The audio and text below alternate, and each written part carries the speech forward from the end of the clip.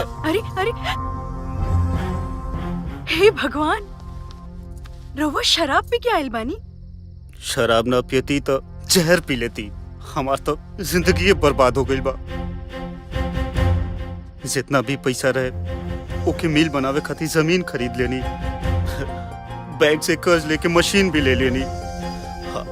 अभी और मशीन ले आवे पड़ी तबे काम शुरू हुई और बैंक भी कर्ज देवे से मना कर दियलस। हम का करी सीता, हम का करी?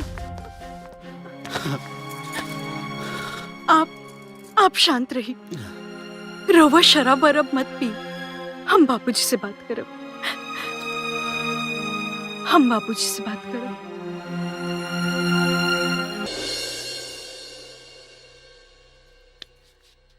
हर जगह बात करके देख लेनी, लेकिन इतना रुपया देवे के कोई तैयार नहीं थे। तब का होई बेटा, हवेली अगर नीलाम हो गई तब पूरा इज्जत मिट्टी में मिल जाई हमनी के। ये सब का बोला तानी अम्मा जी? कुछ ना दुल्हन, तू अपन कमरे में जा। ए जी, बोली ना का बात बा? हम अमेरिका से इंजीनियरिंग के डिग्री लेके नहीं कि अपना शहर में कपड़ा के मिल लगाए, लेकिन अभी पता चला था कि पापा चुनाव लड़े खातिर सब कुछ गिरवी रखते ले रहलन और वो चुनाव हार गइलन। यही से एक बैग उनके दिल के दौरा पड़ गई। ये हवेलियों गिरवी रखल बा दुल्हन। और आज कोर्ट से आर्डर भी आ गई हवेली नीलाम करे के। हम तो हिम्मतें हार गई बनी। जी करो था कि यही पंखा से लटक के अपन जान दे दी। ये सब का बोले तानी जी? आखिर कितना रुपए के जरूरत बा? 1.5 करोड़। 1.5 करोड़? 1.5 करोड़? एक हफ्ते में देवे के बाबूजी, नहीं तो सब बर्बाद हो जाए। तो चिंता मत करो बेटा, एकदम चिंता मत करो। राघवेंद्र बाबू के भी कह दिया, सब इंतजाम हो जाएगी। बाबूजी, इतना पैसे का इंतजाम कहाँ से हुई? अरे बेटा, ये जमीन जायदाद ये सब केकरा खातिर बा? यही सब मुश्किल घड़ी में काम आवेला। तो बिल्कुल चिंता मत करो, हम 2-4 दिन में आई। ठीक बा? ठीक बा। प्रणाम बाबूजी। लगता वो लोग बहुत परेशान बाजी। परेशानी में तो बड़े राघवेंद्र बाबू।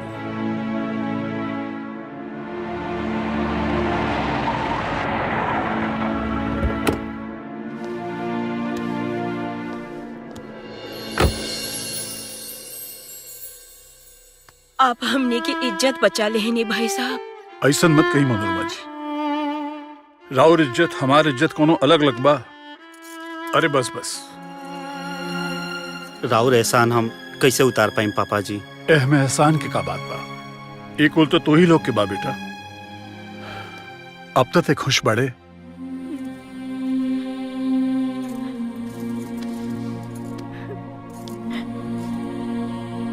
अरे पागल, तू रोत कहाँ बड़े? चल हंस। बेटा तू तो जाना ताड़ू की अब खाली गांव के जमीन बचल बा। तू चिंता मत करो, हम कुछ ना कुछ उपाय करत नहीं। ठीक बा बाबूजी।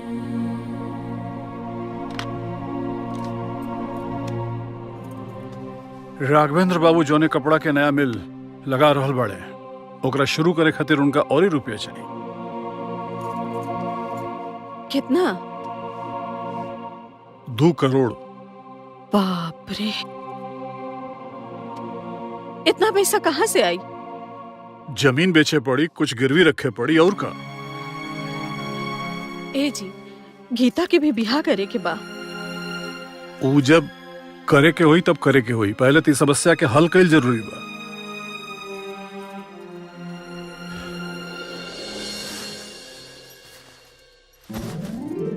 मिल के काम शुरू होते आपके एक पैसा लौटा दें पापा जी।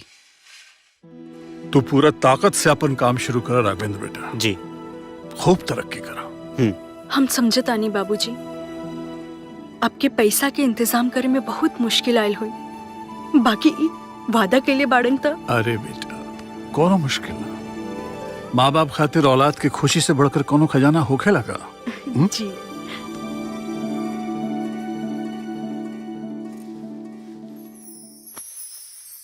आकाश, ना जाने का करत होकब तू कुछो कर, हमार याद तो जरूर आवत हुई तो के।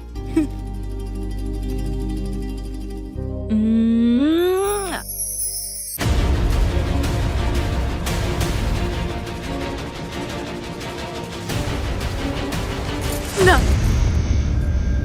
ये हमसे ना हुई। अरे दिमाग से काम ला दुल्हन, सब बढ़िया हो रहल बा, मिल भी चालू हो चुकल बा। अरे कच्चा माल खरीदे के और तनख्वाह देवे के 1 करोड़ रुपया की जरूरत बा, समझा? हम बाबूजी से और पैसा नहीं के मांग सकत। तू समझत नहीं खुशीता, सिर्फ एक बार अगर माल बाजार में आ गई ना तो पैसा के बरसात हुई, पैसा बरसी, फिर उनकर हमनी के सारा कर्ज दे देबे के। तू सिर्फ आखिरी बार उनसे बोल के देखा। हम बोले तो अपना आपकी बेच के भी पैसा ले आई है, बाकी अब हम उनकरा से नहीं की कह सकत, नहीं की कह सकत।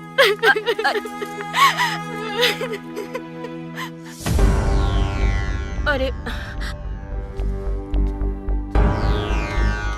हमार सब मेहनत बेकार हो जाई सीता, सब कुछ रेडी बा, सिर्फ एक बार काम शुरू हो जाए दा।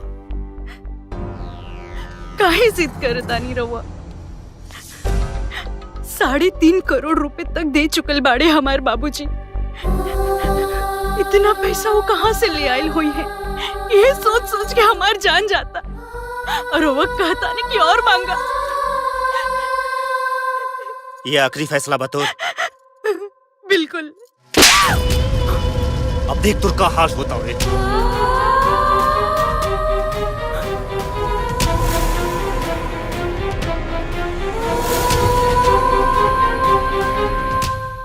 वो तो ठीक बा, लेकिन हम ई कहता नहीं कि अगर हम ये सिंगार पटार अब हटावा दुल्हन, राज करे के दिन गए। आई नौकर चाकर रखे के हैसियत हमनी के ना बा, सिर्फ हरिया रही, वो भी बाहर के काम करे खातिर, बाकी कुल घरे के काम अब तू करबो। अब वो कहता नहीं तो से कि अपने बाप के फोन कर दे। हम काम करे। ले काम पे लग जो।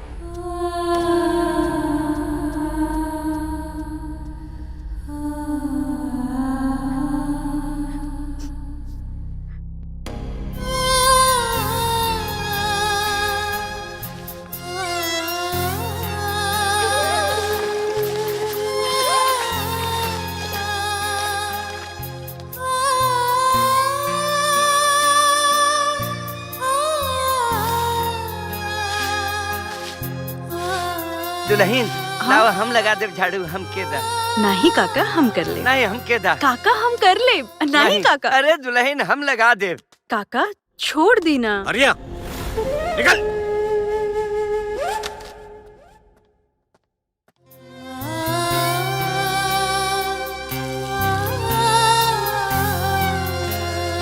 ले और ले, और ठीक से धो एकरा। जी अम्मा जी।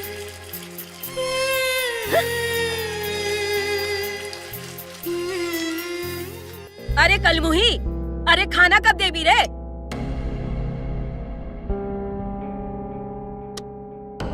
परोसी के तोर बाप परोस। जी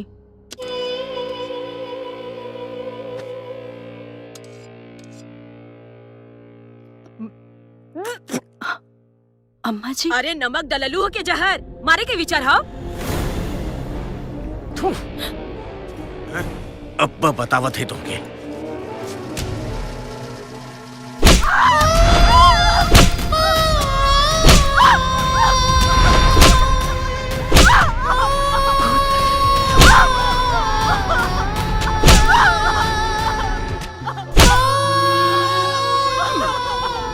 एक करोड़ और आप यहाँ जल्दी आ जाएं सरकार, दुल्हन पे यहाँ बहुत जुल्म हो रहा बा, आप जल्दी से आ जाएं। वो लोग फिर पैसा मांगा ताड़े।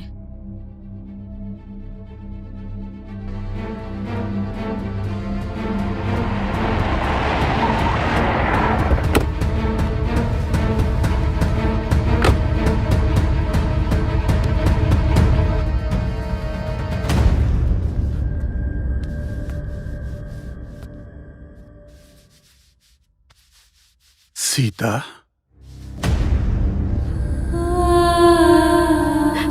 अरे बाबूजी, अरे का हाल हो गिल बता, के मरलस तारा? ओ बाबूजी, हम गिर गए रहनी। अरे अरे हम ऐसे ही अपन बेटी के विदाई कैले रहनी। हाँ, अरे का हाल बना दिल बड़ा फूल जैसा हमार बेटी के। इतना भड़की मत बाबू साहब, हमनी के हैसियत नहीं के घर में नौकर रखे के, तो घर के काम दूसर के करी। ई घाव घर में काम कैला से लागल बा?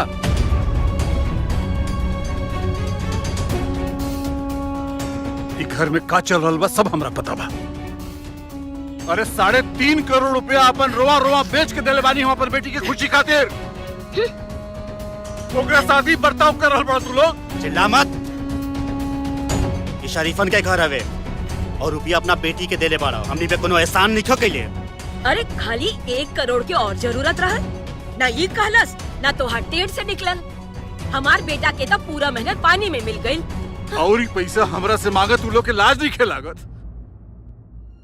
हे भगवान, एक और ना घर में अपन बेटी का ब्याह कर दे। अरे शुक्र करो कि तोरा करिया के रूप लड़की से ब्याह कइले नहीं तो खबरदार हमरा बाबूजी, बाबूजी, बाबूजी। अगर इतना अफसोस बा हमार बेटा से बिया कैला के, तो ले जा अपन लाडली के अपन घरे, और फिर बाप बेटी कबो ना अपन शकल दिखैया हमनी के। चलो बेटा, चल चल।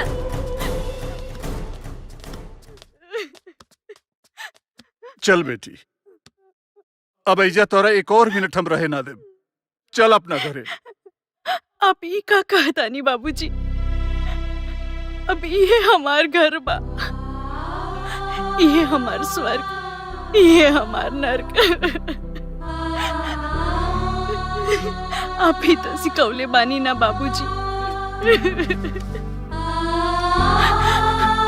लेकिन ये लोग के इरादा ठीक नहीं लागत बेटी। तुम्हारी कष्ट हमरा से देखल नहीं जा। अभियो कहता नहीं चल ऐसे। ना बाबूजी ना, हम अपन प्यार से, सेवा से सबके दिल जीत ले। कोशिश तो करे दी बाबूजी, कुछ दिन में सब ठीक हो जाए। आपके हमार क्रिया।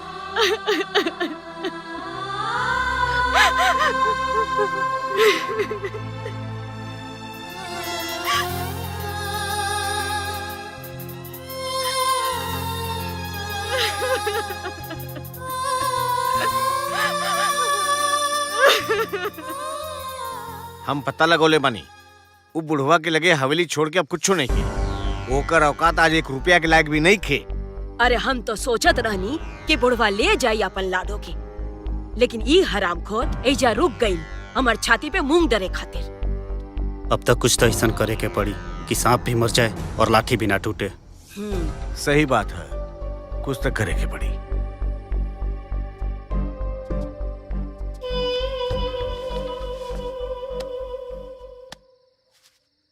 उठा सीता, चला तू अपना बिस्तर पे चला। नहीं, हमेशा ठीक बानी। बहुत हो गई सीता, तोहरा के सता के हमरा दिल पे का बीतता अब हम ही जानता नहीं। हो सके तो हमरा के माफ कर दो। उठा, चला बैठा।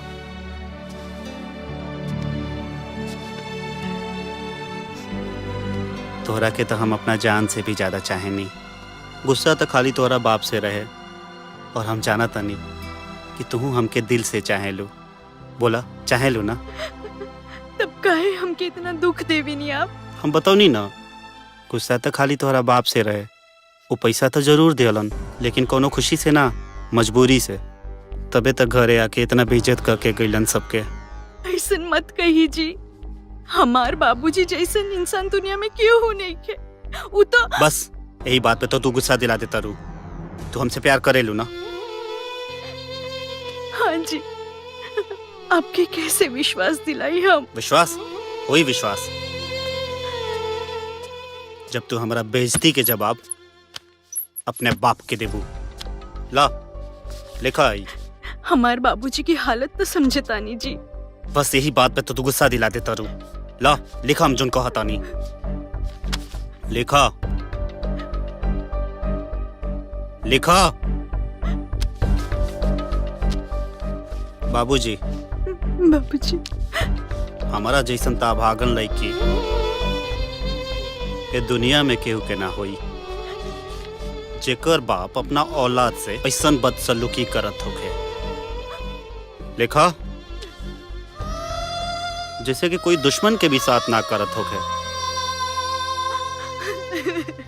हमार तो जी में आवा था कि हम अपन जान दे दी। लिखा लिखा।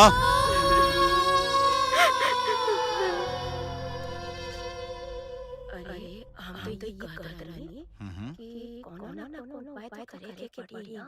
ली पता नहीं कब का हो जाए, कैसे हो जाए। बैठा बैठा ना।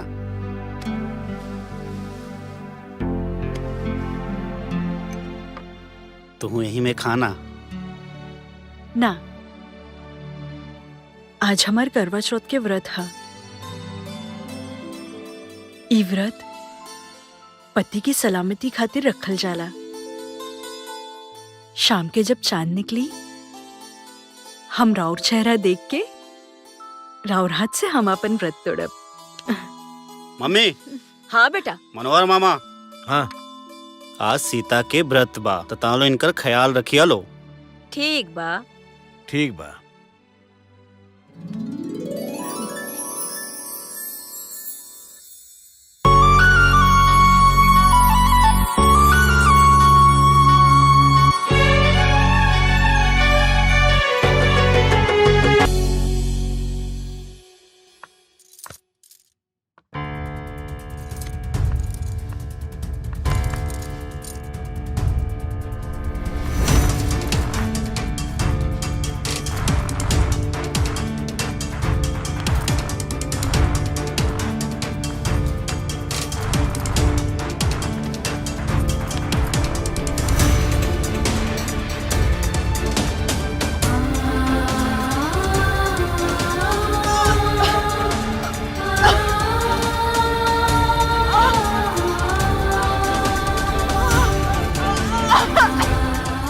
अरे दादा रे दादा, दुल्हन तोहरा के जौहर दिहल गइल बा। जौहर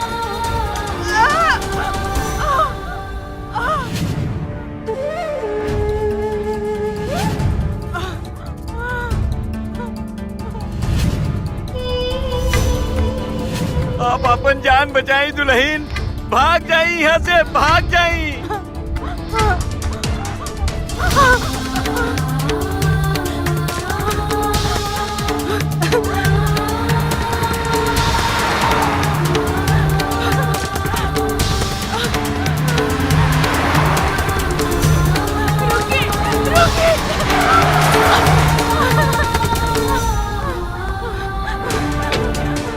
दुल्हन का भाई? हमके जहर दिया गइल बा। अच्छा अच्छा तू परेशान मत हो, कुछ ना होगी। हम तोरा के हॉस्पिटल लेके जाए। अब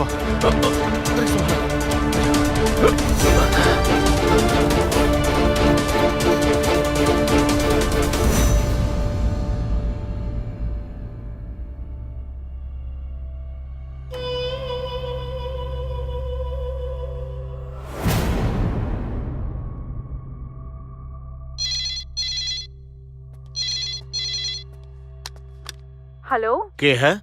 जरा दीदी से बात करवा दी। हम गीता बोलतानी। गीता? तोहर दीदी ते करवा चौथ का व्रत रखले बाड़ी। हेलो गीता, गीता हमके बचा ले गीता। हेलो हमके मार डाली गीता। ये हमने के तो फंसा दी। हेलो हेलो का भइल?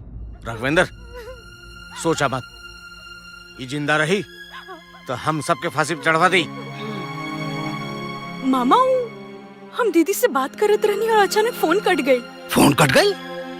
लागत है दीदी कोनो मुसीबत में बाड़ी।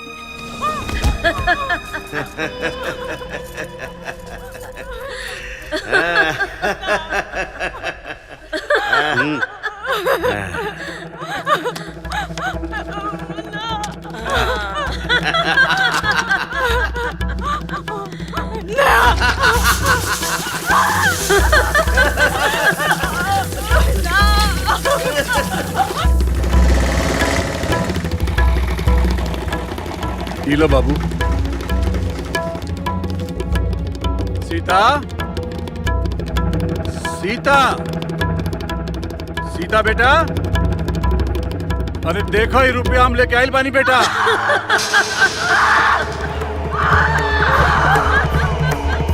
सीता,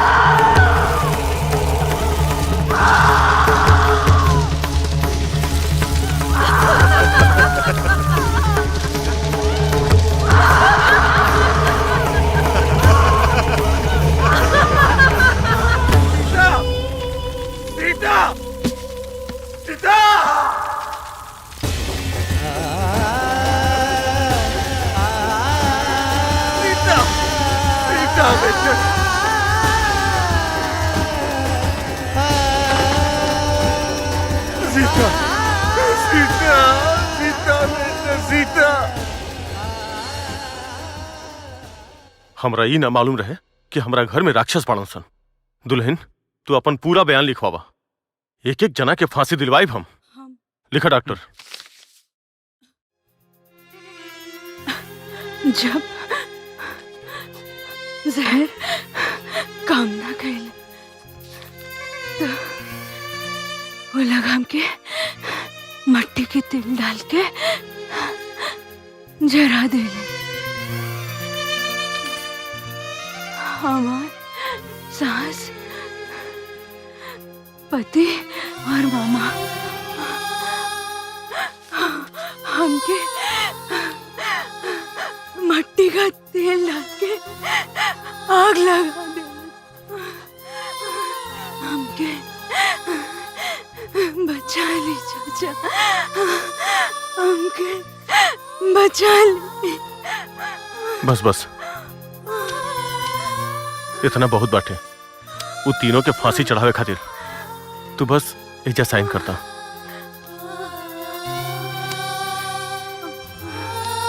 हैला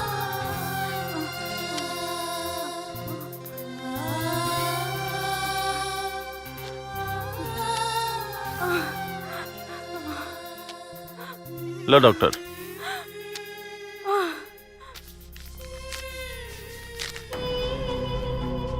बचा ले चाचा, बचा ले। तू धरा आई। अब नया बयान लिखा कि सीता अपन किचन में खाना बनात रही, गैस लीक हो गई और गलती से साड़ी में आग लग गई और ये जल गई।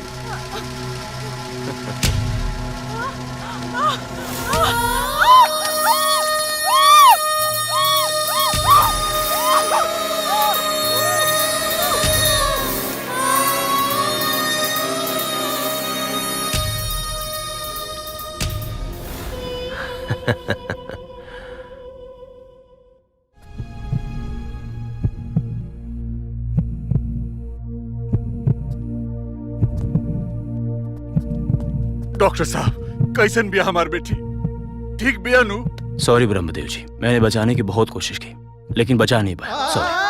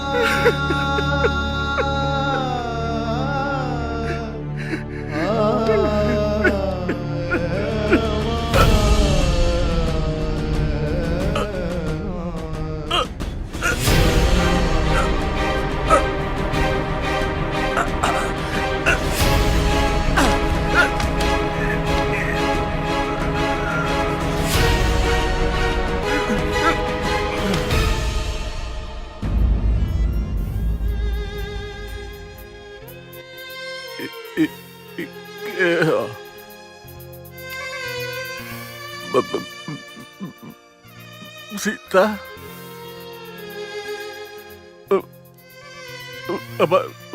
बच्ची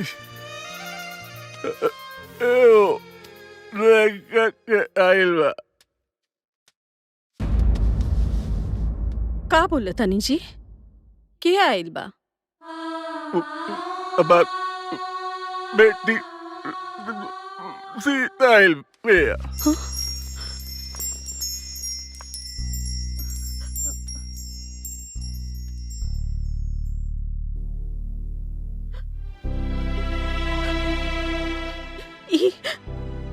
सीता ना बिया जी, गीता बिया।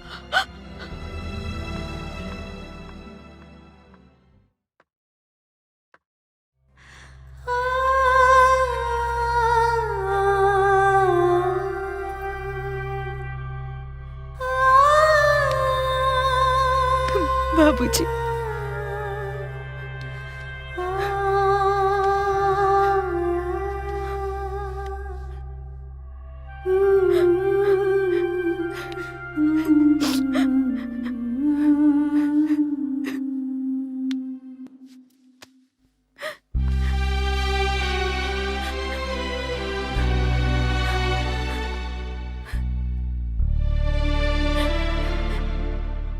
माई,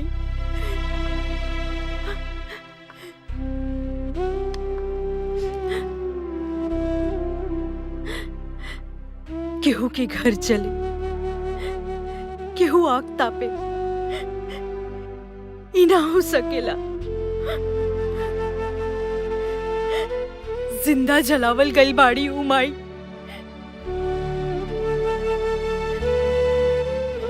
आपकी कसम खाता नहीं बाबूजी, उनकर हत्यारन के हम ऐसन सजा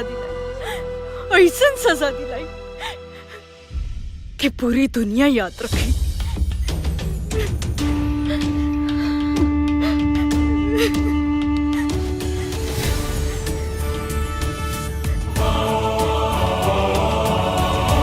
राघवेंद्र, हम आ रहल बानी। हत्यारा,